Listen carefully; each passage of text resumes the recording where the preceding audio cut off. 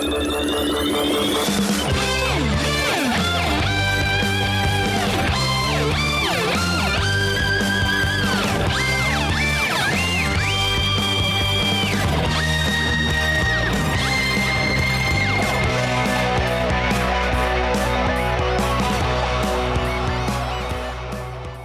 I'm John. I'm Andrew. And this is Agree to Disagree. We are sans Ben again this week, unfortunately.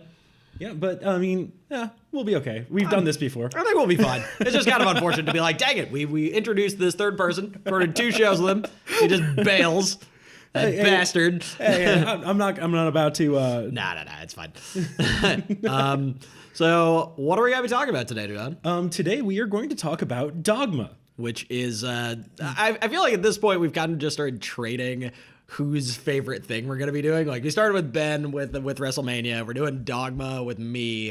And I think you're doing the one after this, which I have no idea what you're going to do that week. But now here's the interesting thing is that, like, this goes back to the core of what the show's about. You like Dogma. I really love this movie. I do not. Yeah. I do not like this movie. It's like we made a show that, like, fits the idea of, like, we should make a podcast, John. Yeah, let's make a podcast about things that I like and you don't like. That's a great idea. Why don't we do that? That sounds like a good idea. That sounds like a good idea.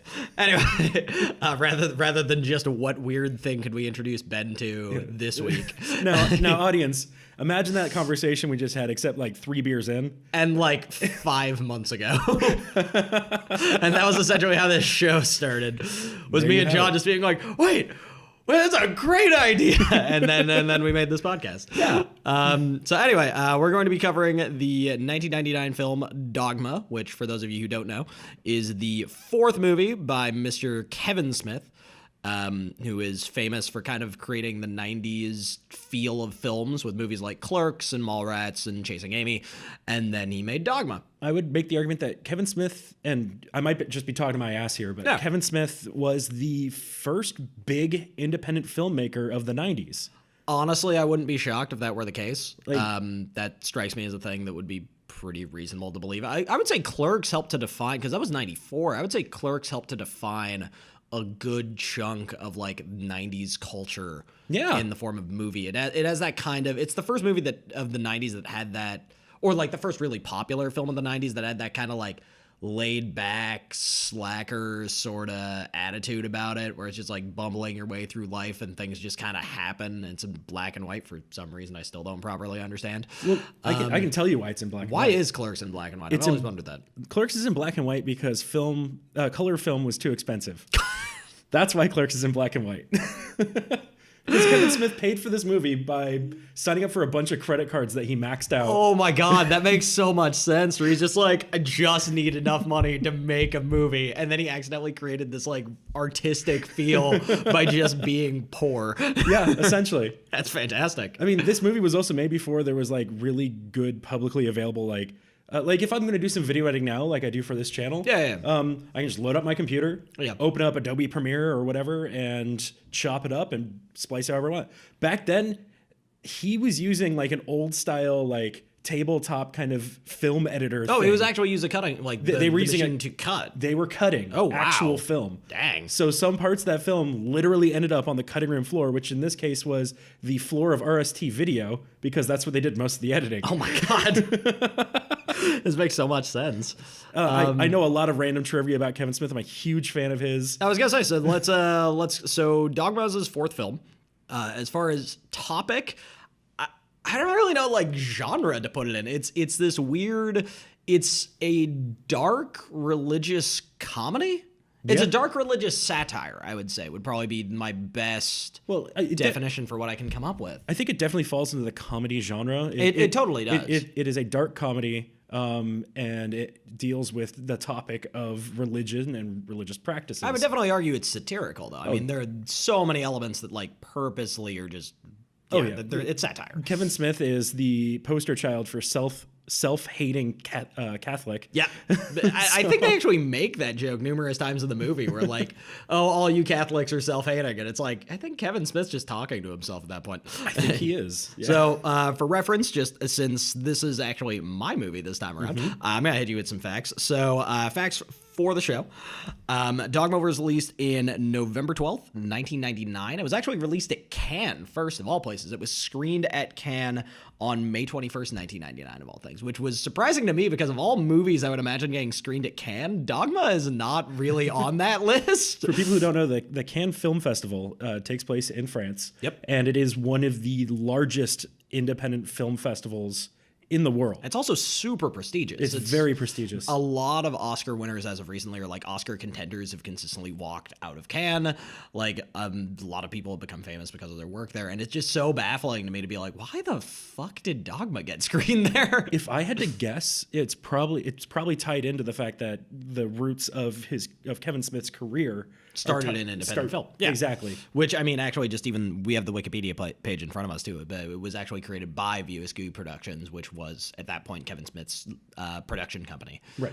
It was distributed by other people, but it was made by him. So technically, it was an independent film. I don't think he received money from anybody as far as like Disney or anything. Anyway, budget for the film was $10 million.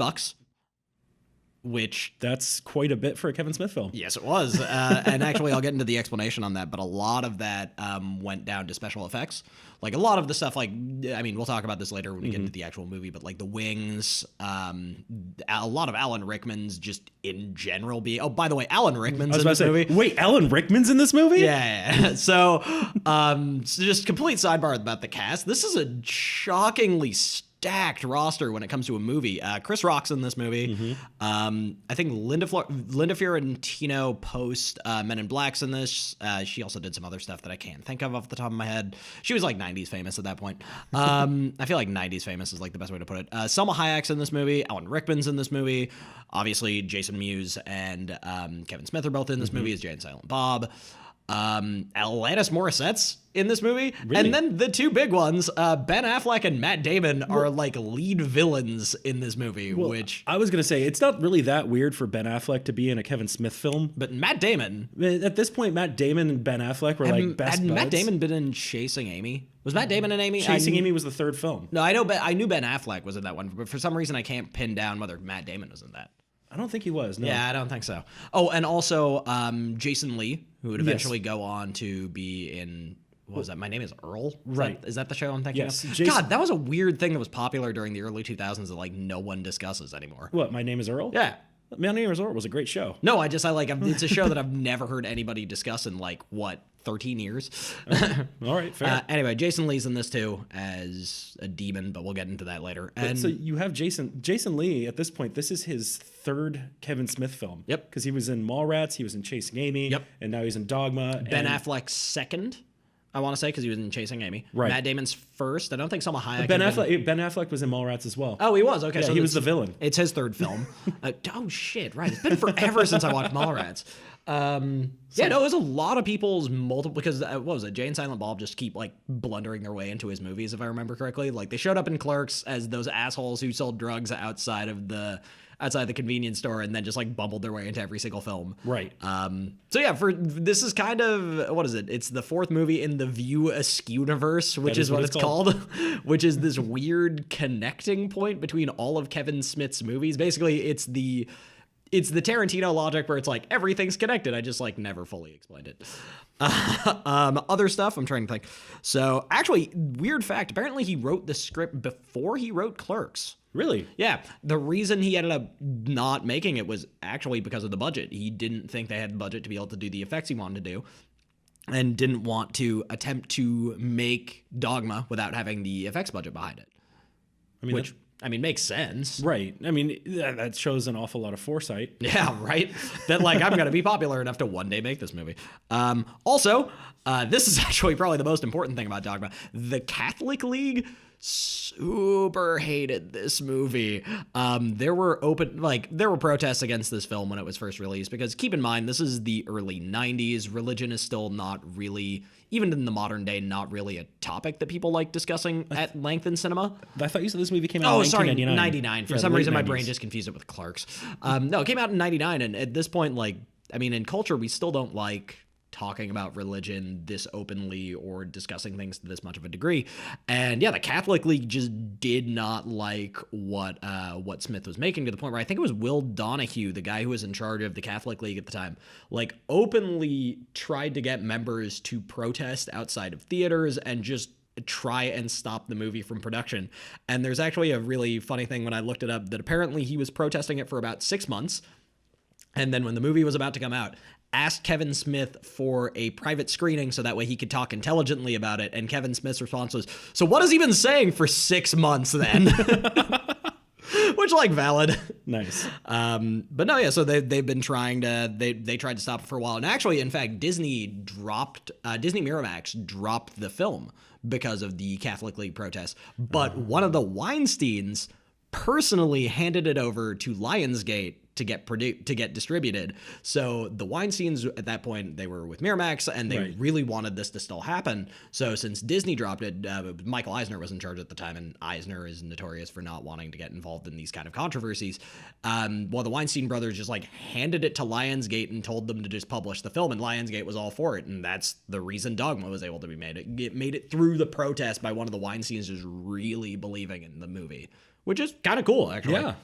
No, the Weinstein brothers, siblings. I don't know. The Weinstein family. I am always for using siblings after the whole thing with the Wachowski siblings that used to be brothers but now are sisters but are siblings, so I just call them siblings. So the Weinstein siblings, they were the earliest backers of Kevin Smith's career. The reason that Clerks made it onto Miramax was that they saw his film and just loved the crap out of it and wanted to show more people and make a lot of money. So apparently they're the reason that Dogma happened too, because Disney just did not want to be involved and they handed it right over to Lionsgate themselves. So it's funny you mentioned the Wachowski siblings though, because another major movie came out in 1999 around the same time. Yeah, The Matrix came out. The Matrix came out. Oh God. And it's funny that people were so focused on like protesting Dogma that in a lot of ways, The Matrix is a much deeper religious film than Dogma. The Matrix is this like fascinating combination of like old school science fiction where it's kind of preachy, but in like an entertaining way. Mm-hmm. And that ended up being the weirder Christian criticism, I guess, than actually what Dogma was, because in the end, to be very serious, Dogma actually it criticizes Catholicism, but in a way that is kind of loving. Yeah. Not in a way that's like overly critical or like wants to shake people awake, man. It's just a like, we're gonna make fun of the things that we do. Well, there's a part of me that just feels like Dogma, and this, I might be quoting Kevin Smith verbatim on this. This might not be an original thought of mine. There's potential. Dogma is a movie that uses religion as a hanger on which it tells a bunch of poop jokes. That sounds like a Kevin Smith quote, considering the whole Golgothan thing. We'll get there. Anyway, so we were talking about the roster before, but I want to give you a list of people who were actually considered for this movie, because when I looked into it, my God. All right, so Please tell me more. Alanis Morissette was supposed to be in this movie a lot more than she was. She shows up at the end as a character that, I mean, I don't want to ruin it for you since it's been forever since you saw it, but she shows up and is important for like 5 minutes. She was actually supposed to be the main character of Bethany, but because of her tour at the time, she wasn't able to. And then Kevin Smith still wanted to give her something, and so he gave her that instead. Emma Thompson was actually supposed to be in this movie too. Really? She was considered for the role of God, but that ended up going to Morissette, yes. Which I just realized I said I wouldn't ruin, but I just ruined as I said it. So I wasn't whatever. I knew who you were talking about, but I wasn't going to say anything just in case there was anyone listening. Already ruined it. I know at this point. Whatever. I'm not editing this out. Jason Lee was also supposed to be in the movie far more than he was. He plays the role of a demon Azrael in the movie. He was actually supposed to be Matt Damon's part of Loki. Really? Yeah. That was supposed to be there. Robert Rodriguez was supposed to direct the film. Oh, Kevin Smith handed it to him, the script, just telling him, hey, I think you'd be great for this. And Rodriguez actually handed it back to him saying, no, this sounds way too personal. I don't think I could give it the same touch that you could. Now, can we take a second and just think about what this would look like directed by Robert Rodriguez? Would have been a hell of a lot more blood. Which, considering how much blood ends up in the movie in the first place, is pretty dramatic, actually. Adam Sandler was actually supposed to be in this movie, too. He was supposed to be Azrael. He was supposed to be Jason Lee's part. But he ended up turning it down because he was going to be in Big Daddy, another movie from 99. He ended up turning it down because he was starting to discover that he made a lot of money making movies for Sony Pictures. And then we hit the point where we're currently at. This is right about the time when I think Adam Sandler realized he could just phone it all in. Admittedly, yeah. Well, wait, no, Punch Drunk Love was 2003. I think it was the last time he cared. I think after Punch Drunk Love didn't do well, that was the point where he just decided to phone it in for the rest of his life. Which, admittedly, in his defense, you make a meaningful drama and nobody pays attention to it, and you just are seen as the clown. That's and true. Then you're like, all right, fine, I'll just be the clown for the rest of my life. I'm not going to be too harsh on him because A, he's way more successful than me. Oh, God, yeah. And B, enough people have done it already. Yeah. So going on to, since that's kind of the end of my facts, going on to reviews. So the movie is currently sitting at 67% on Rotten Tomatoes. I believe, actually though, it has a 85% audience score though. Really? So even though it's got a 67 because of the critics, the audiences adore this movie. Now, does that officially push it into cult classic? I think that puts most of Kevin Smith's like entire catalog into cult classic. I mean, how many people know of his movies outside of like Clerks? It's true. Like, well, I mean, there is that fan favorite that, or not the critically acclaimed Tusk. That's a good one. But like, I mean, Clerks 2, Mallrats, Dogma, Chasing Amy. Those aren't really, I would say Chasing Amy and like Mallrats are probably pretty well known. But outside of that, the second you get past 1, 2, and 3 of his filmography, it kind of just drops off a cliff. Which, I mean, that's neither here nor there, but I would say cult classic. I honestly believe, too, that this movie, Dogma, it's been a long time since I've seen it, but this is about the time that Kevin Smith's, the style that he still uses to make films, it's like real solidified at this point. Yeah. Because you start off with Clerks, which is him fresh out of film school. I'm gonna make a movie. And then he did. And it got really big. And then he made Mallrats. Which is going further down the road towards him having his defined style. Sure. But it still isn't quite there. It's less refined. And I say refined. Kevin Smith's films. Massive air quotes. I quoted with my hands. I look like I'm waving planes. But then he did Chasing Amy. And Chasing Amy was a movie where he was trying to do something very serious. And he was trying to tell a deeper story that was still obviously a Kevin Smith film. Yeah. But he was trying to tell a story about falling in love and it doesn't go right and everything involved with that. God, I haven't seen that movie in so long. It's a good movie. I mean, I might have to watch that again. It's still like there's parts about it that like it's still a Kevin Smith film. There's a lot of juvenile parts to it. And there are some moments where it kind of gets a little like there's some of the ideas in there are a little outmoded, like muddled, maybe, or just outdated. Outdated concepts. So very like late 90s kind of. Yeah. Okay. Sure. It has been seriously so long since I saw that film. I think I saw it early 2000s. Been forever. But then so he follows up Chasing Amy with Dogma, and Dogma is definitely, although it's a personal movie, it doesn't really strike that same kind of chord as Chasing Amy did. Hell, I would say it's different from even something like Clerks or Mallrats. It's a very spontaneously different film than the stuff he had made before. And then, if I recall, Dogma was followed up by Jay and Silent Bob Strike Back. I believe so. That's kind of where he hits his stride again of going into like Clerks style logic. Well, that movie is actually just like one big cartoon. Fair enough. And it's a good description. And then after that, he just kind of fell off for a bit. Started doing his own things. He started his podcast empire and all that kind of stuff. I was gonna say, what did he make after Jay and Silent Bob Strike Back? Let's find out together, audience. He made Jersey Girl in 2004. Right, and that's where I was getting to. Jersey Girl was once again like a moment where he was trying to tell a deeper, more important story. I don't actually know anything about Jersey Girl. Jersey Girl was pretty panned by a lot of people. But it was... Oh, it's Affleck. Yeah, it was a serious attempt to make a movie that was not like a Kevin Smith film.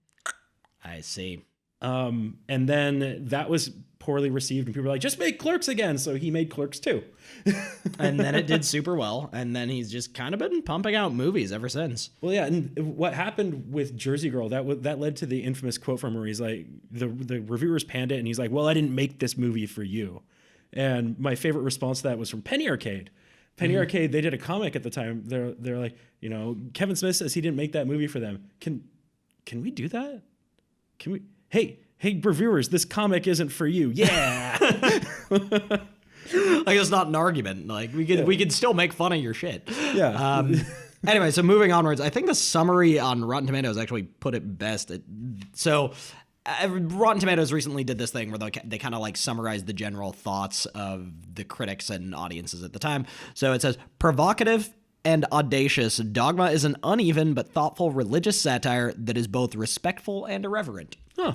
Which is kind of like reading what I imagine a horoscope sounds like, but is actually shockingly descriptive for Dogma, where it's like this weird mash of tones where it's respectful and also just kind of a dick to everybody involved while also being funny and extraordinarily serious. It flickers in tone like nobody's business.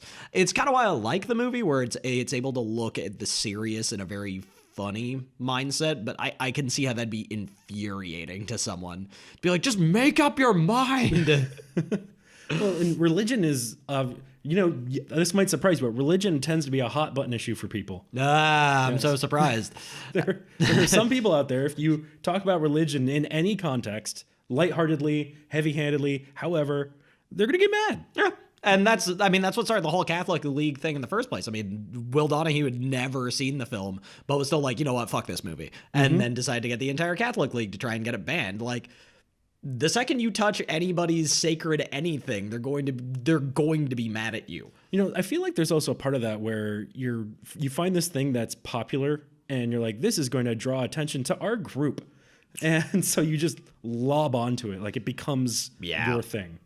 So actually, you might find, I actually really want to hear your thoughts about this. So I read through, I want to say probably 5 to 10 of the reviews at the time.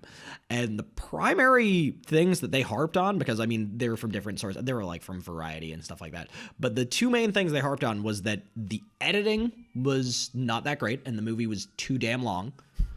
And then the other major thing they hit was the content, actually, for the exact reasons that we just talked about, where even the secular reviewers thought that the movie took way too lighthearted of a tone to say anything serious about religiosity or religion, which I actually really want to hear what you think about that.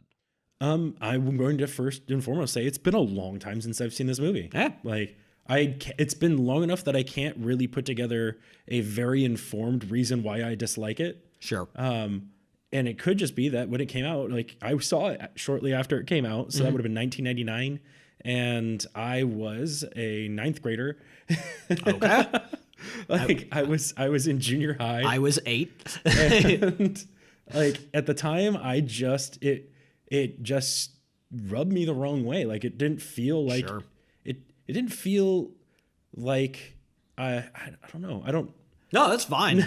But for reference, so those are the two main things they hit on, was because the movie is, I want to say the movie's 2 hours. I want to say the movie's 128 minutes. It is. So the movie's just over 2 hours. Negating credits, we're probably talking about a just under 2 hour situation for a movie, which is actually rather long. It was a more common thing during the 90s to have your 120-minute films. At this point, it's kind of more of a 90 to 110 sort of thing. But Dogma's a long film. No, I don't remember much about the movie, but the general vibe I remember from the film is it's kind of like a road trippy kind of movie. It's very, so the best way I can put it is it would be, if it was made in a time period that wasn't the 90s, it would be like a quest film. It'd be like a holy quest. We're going out to find Excalibur or the Holy Grail, and that's what we're going to do. But instead it was made in the late 90s, so it's a lot more like Euro Trip. It reminds me a lot of Euro Trip if it wasn't made by idiots. But no, it's a very just like quest sort of, like, we're just going to go out and attempt to get there before our enemy gets there, and then it like cuts back and forth between those two different paths, and eventually they meet. And hijinks ensue. Indeed.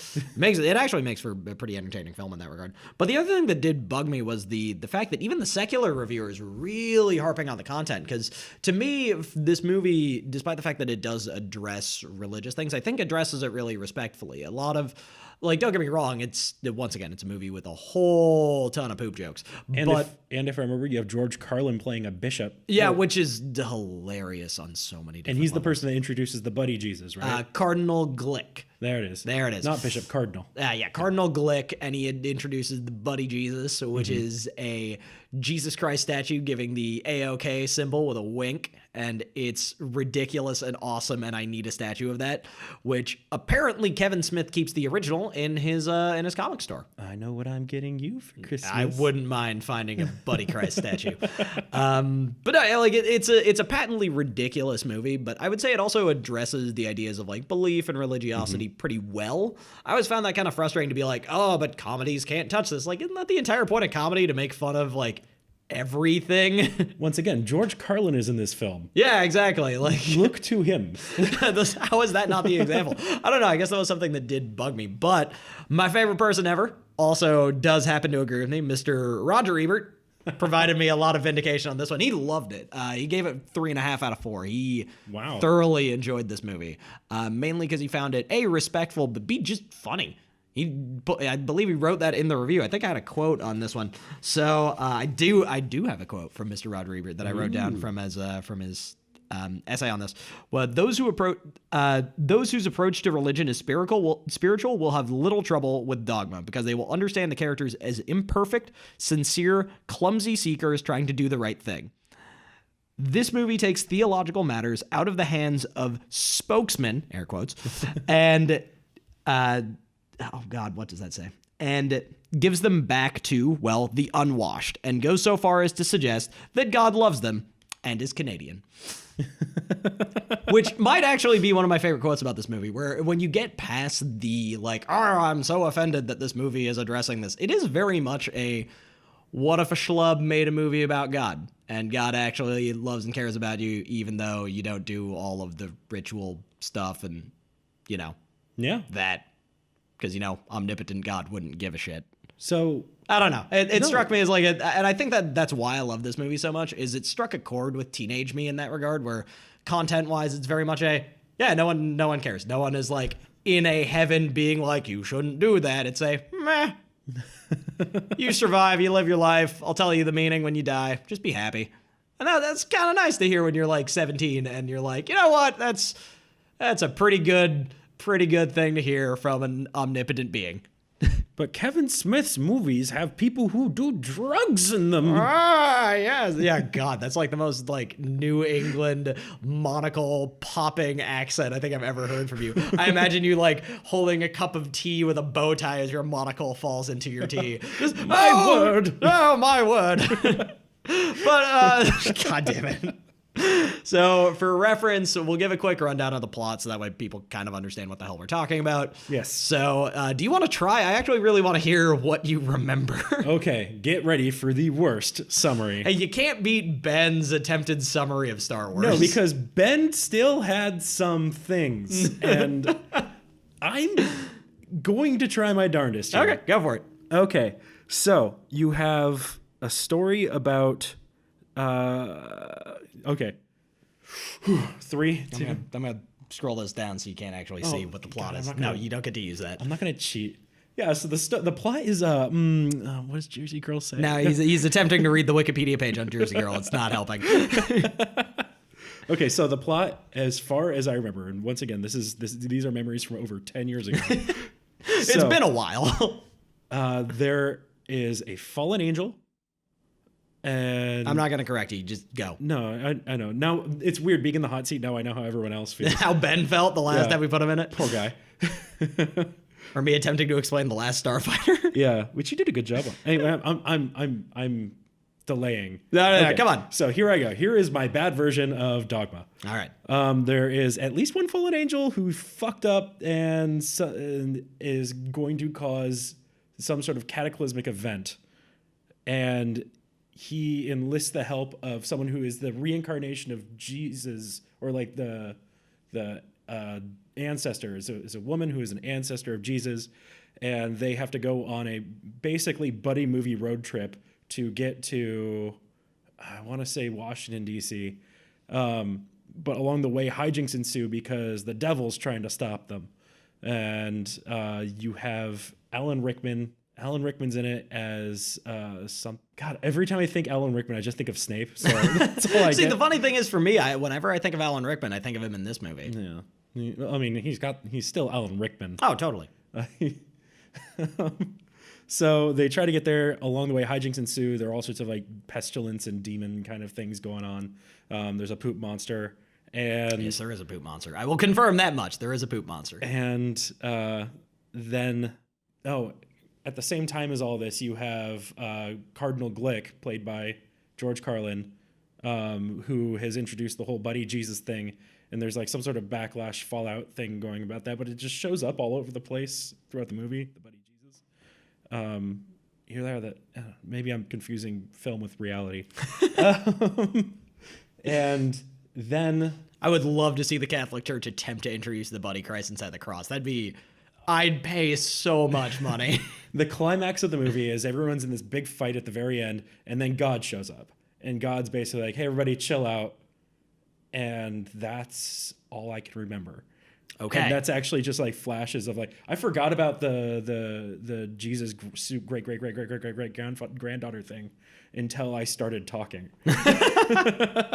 All right, so I'm gonna at least correct the opening act because I don't want to ruin the movie for you. But you're kind of right. You did your best. You got a good chunk of it right, but there are some seriously big errors. So the main plot of the movie starts out with the fallen angels, Loki and Bartleby, as played by Ben Affleck and Matt Damon, figuring out a way to get back into heaven. Right. And what they figure is that there is a thing known as a plenary indulgence, which is when a cathedral goes through its centennial, which what happens is if a cathedral goes through its centennial, you can walk through its arches and immediately be washed of sin. And so they figure, all right, if we walk through those arches and then die, we will ascend to heaven and get back into heaven after getting exiled. Right. And what happens is Alan Rickman, as the voice of God, which, man, that's amazing, shows up to the house of the last scion, who is the great granddaughter of Jesus Christ. Shows up at her house and says, hey, couple of angels trying to go into this place. You're the only one who can stop them. Not you're the only one who can stop them. It's you're in charge of stopping them. Why? No, seriously, that's basically the reason. Shows up to her. To quote Ben, plot armor. Exactly. No, there's an explanation, but it comes later in the movie. And he essentially shows up, tells her to do that, and just kind of smoke bombs his way out of there. Tells her that a few prophets will show up and other allies will appear on the way. And she's like, how the fuck do I go to New Jersey to stop these guys? Because it's in Jersey, not DC. Oh, right. Because it's a Kevin Smith film and everything must take place in Jersey. In my mind, it started in Jersey. No, they start in Wisconsin. Okay. I think she starts in, I don't know. I think, Illinois. She's in Illinois. And then she tries to find her way over there, runs into Jay and Silent Bob, who are the prophets that Alan Rickman talked about, which is hilarious on many different levels. And yeah, from there, it's just kind of everybody sojourning to the right place, attempting to make it there. Murders happen because Loki's the god of death. Well, not god of death, angel of death. And is trying to get back in the good graces of the divine, just starts executing sinners from time to time. And one of my favorite scenes is when he's on a bus. Bartleby is what's known as a watcher, which means he can see through everybody and see their internal emotions and understand them in a telepathic way just by looking at them. And they're on a bus, and Loki doesn't have that ability, but he is the angel of death. And he's convinced that if he kills enough people, the Almighty will want him back.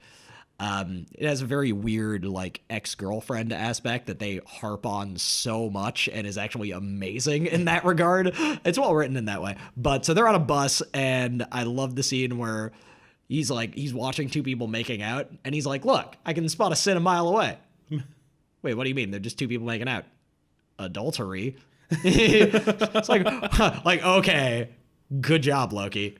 It's like, no, that's totally adultery. He has a ring on. What, you don't think he's married to her? And they're like really going at it. And Loki, as played by Matt Damon, looks at Ben Affleck, points to them with his hand while not looking at them, is like, you really think a man kisses his wife that way?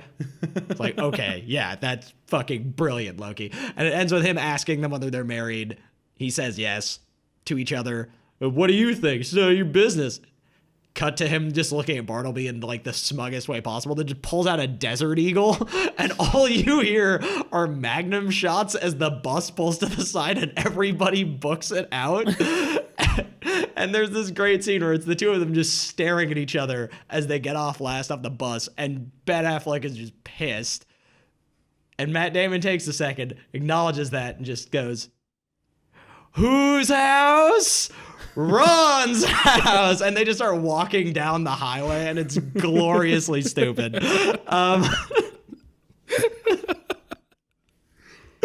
And this movie is just filled with so many goddamn moments like that where I can quote the whole thing. I love this movie. It's patently absurd. And essentially that's what it becomes, is the who can run into more ridiculous events on their attempt to get to New Jersey over the course of 2 hours. Mm-hmm. And that's the movie. Yeah, it's kind of like that movie. It's a mad world. Kinda, yeah. Where like it's less about the destination, more about the characters just like trying to get there and all the crazy nonsense that happens to them on the way. Makes for an entertaining film. All right, you've got me all primed and ready to watch this. Perfect. So I guess that's kind of our summary. Covered the reviews, covered the facts. I guess we will catch you guys next week after John and I watch through this. Yeah, we'll see you next week. Yeah, bye everybody. Bye.